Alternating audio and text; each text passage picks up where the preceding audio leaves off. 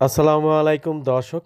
আজকে কথা বলবো কানাডার প্রেসিডেন্ট জাস্টিস ট্রুডো যদি ক্ষমতা হারান বা ক্ষমতা ছেড়ে দেন, তাহলে কি যারা অভিবাসন ক্ষেত্রে কানাডাতে আছেন, যারা এসাইলেম নিয়েছেন, যারা ভিজিট ভিসায় যেয়ে থাকার জন্য চেষ্টা করেছেন বা এখন আছেন তারা ওখানে, তাদের অবস্থা কি হবে? নিজ নিজ দেশে কি ফেরত আসতে হবে কিনা, বা থাকতে পারবেন কিনা, বা কি হতে যাচ্ছে তাদের ভবিষ্যৎ, সেটা নিয়ে অনেকে দুশ্চিন্তায় আছেন বা অনেক মানসিকভাবে ভেঙে পড়তেছেন, খুব ছোটাছুটি করতেছেন। বা এই ব্যাপারে কিছু আলোচনা করব, গুরুত্বপূর্ণ আলোচনা আছে।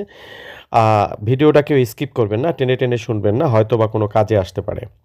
তো যারা আমার চ্যানেলটা এখনও সাবস্ক্রাইব করেননি তাদেরকে অনুরোধ করব আমার চ্যানেলটা সাবস্ক্রাইব করে যাবেন।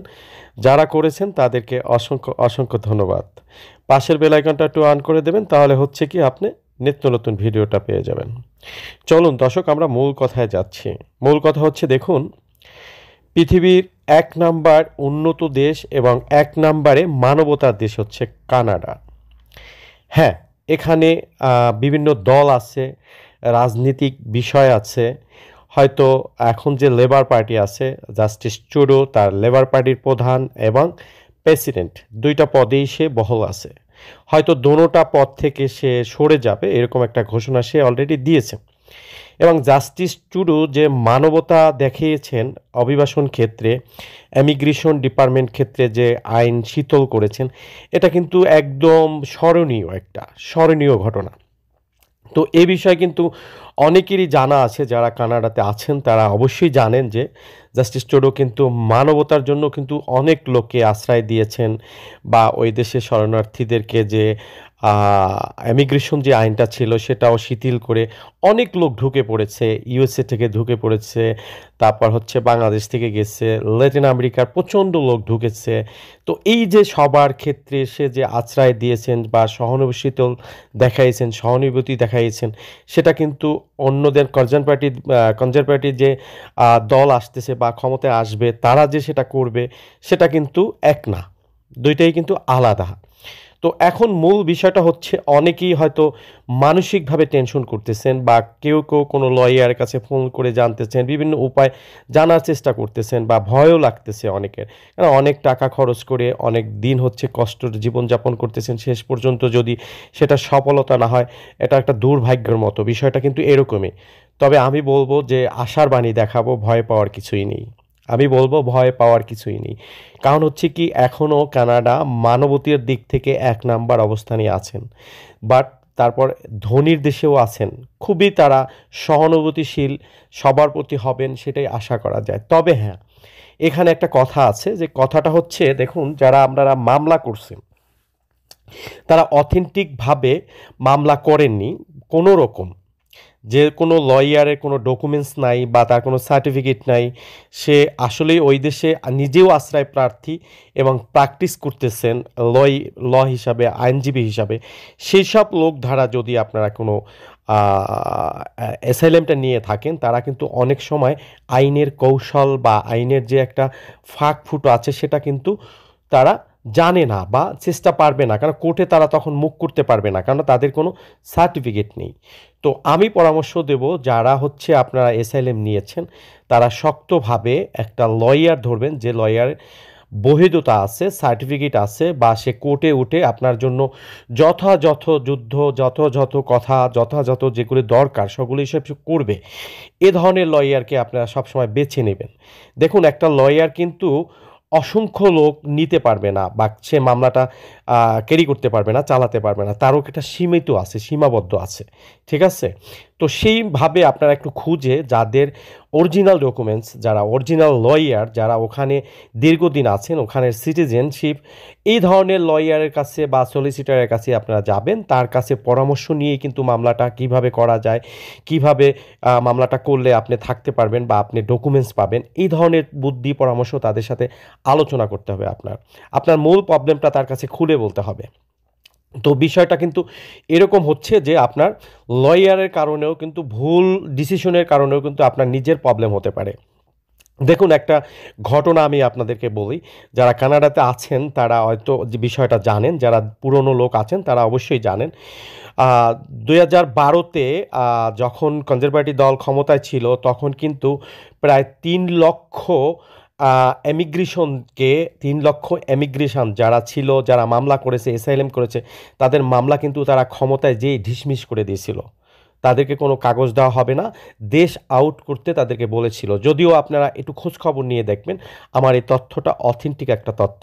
কারণ হচ্ছে কি যে এইরকম ঘটনা যদি আপনার জাস্টিস টুডু হয়তো যদি ক্ষমতাটা ছেড়ে দেয়, সে একটা মানবতার মানুষ, বা যখন কনজারভেটিভ দল বিরোধী দল ক্ষমতায় আসবে সে যে আপনাদেরকে কতটা সুযোগ সুবিধা দেবে সেটা কিন্তু বলার অপেক্ষা রাখে না। তারা কিন্তু এই যে অভিবাসন ক্ষেত্রের কিন্তু বিরুদ্ধে, তারা হচ্ছে অভিবাসন ক্ষেত্রের কিন্তু বিরুদ্ধে। কনজারভেটিভ দল হচ্ছে খুবই বিরোধিতা করতেছে তারা, যে এত লোক আমার দেশে স্থায়িত্ব দেওয়া যাবে না, এত লোকের আশ্রয় দেওয়া যাবে না। এই যে বিভিন্ন সমস্যা দেখেন, দেখেন জাস্টিস টুজু কিন্তু দেখেন সিরিয়ার যুদ্ধের সময় সিরিয়া থেকে লোক নিয়েছে, আফগানিস্তান থেকে লোক নিয়েছে, তারপর আপনার ইউক্রেন যুদ্ধে ইউক্রেন থেকে লোক নিয়েছে। বিভিন্ন, সে কিন্তু মানবতার একটা ফেরিওয়ালা হিসাবে বলা যাবে, খুবই একটা ভালো লোক। সে কিন্তু আশ্রয় প্রশ্রয় দিয়েছেন, সেটা কিন্তু কনজারভেটিভ পার্টি কিন্তু বিরোধিতা করে যাচ্ছে, প্রতিনিয়ত তারা বিরোধিতা করে যাচ্ছে যে আমার দেশে যে অর্থনৈতিক যে প্রবলেমটা এখন দেখা দিচ্ছে, বা দ্রব্যমূল্যের যে বৃদ্ধিগতি, সেটা কিন্তু এই ধরনের অভিবাসন ক্ষেত্রের জন্যই তারা হচ্ছে, তারা কিন্তু পার্লামেন্টে প্রতিনিয়ত তারা বিরোধিতা করে যাচ্ছে। তো এই জায়গায় বলবো যে যারা হয়তো আছেন তাদেরকে বলবো, যাদের মামলা আছে, মামলাটাকে ডিসমিস না করে একদম যে পাঠিয়ে দেবে, এই ধরনের চিন্তাভাবনা করতে হলে একটু সময়ের ব্যাপার হয়ে দাঁড়াবে। সেই কনজারভেটিভ পার্টিও যদি ক্ষমতায় আসে, তারা কিন্তু এসে যে একদম সাথে সাথে আপনাকে ব্যাক করে দিবে, বা আপনার অথেন্টিক মামলা না সেটা কিন্তু করবে না।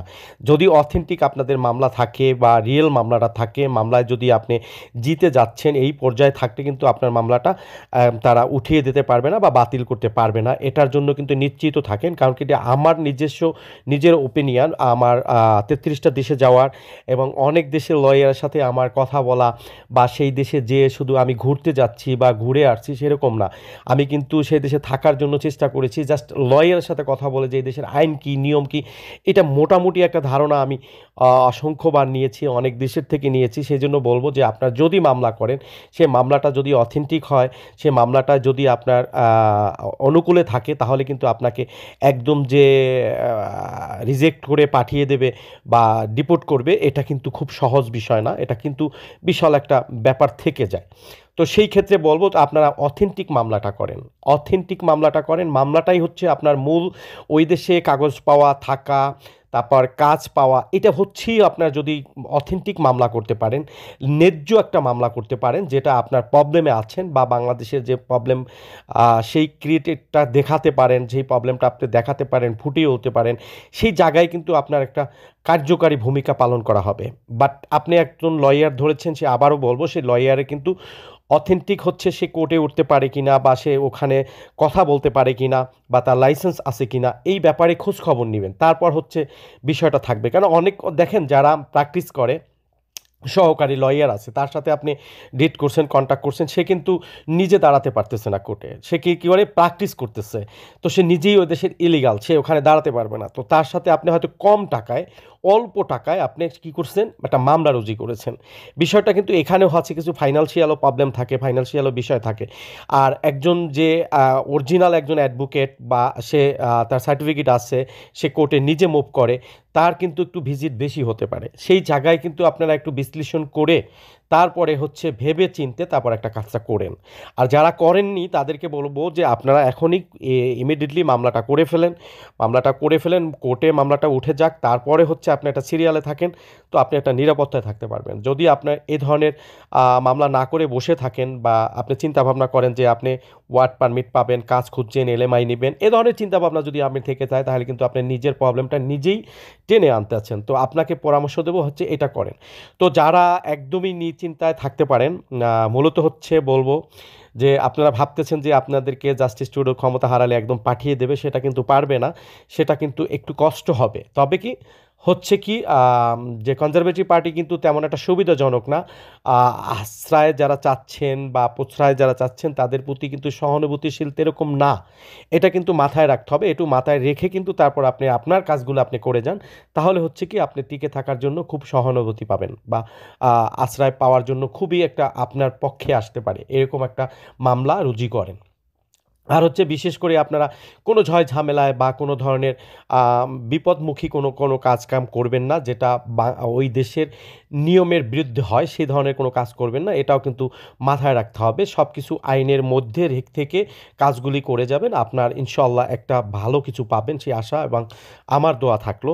বিশেষ করে হচ্ছে দেখেন অ্যাসাইলাম এমন একটা সহজও জিনিস না, এমন একটা বিশাল বড় জিনিস না। মামলা, সেই মামলাটা কিন্তু আপনাকে ক্যারি করতে হবে এবং মামলাটা থেকে আপনাকে ছিটকে ফেলে দেবে, কালকেই পাঠিয়ে দেবে, এরকম কিন্তু কোনো সিস্টেমে নাই। একটা আইন আছে। প্রত্যেকটা আইন এসেই যে ১-২ দিনে একটা আইন পরিবর্তন করতে পারে না। একটা আইন পরিবর্তন করতে হলেও কিছু সময় লেগে যায়। ৫-৬ মাস, ১ বছর সময় লেগে যায়।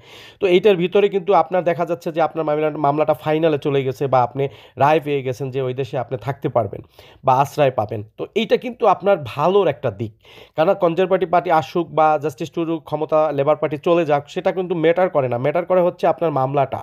ফুল মামলাটাই হচ্ছে আপনার কিন্তু থাকার একটা সহানুভূতিশীল বা আপনাকে ওই জায়গায় পৌঁছেই দেবে, যে জায়গায় যে স্বপ্ন দেখতেছেন সেই জায়গায় পৌঁছাবে কিন্তু আপনার মামলা, আপনার ডকুমেন্টস। সেই ডকুমেন্টস দিয়েই কিন্তু মামলাটা করবেন যাতে আপনি টিকে থাকতে পারেন। এই ছিল আজকে মূল আলোচনা। যারা ভয় পাচ্ছেন তাদেরকে নিয়ে, ভয় পাওয়ার কিছুই নেই। আবার নতুন কোনো তথ্য আসলে ইনশাল্লাহ আপনাদেরকে আপডেট দিব এবং ভালো থাকবেন, সুস্থ থাকবেন। আল্লাহ হাফেজ। আবার নতুন কোনো ভিডিও নিয়ে আসবো।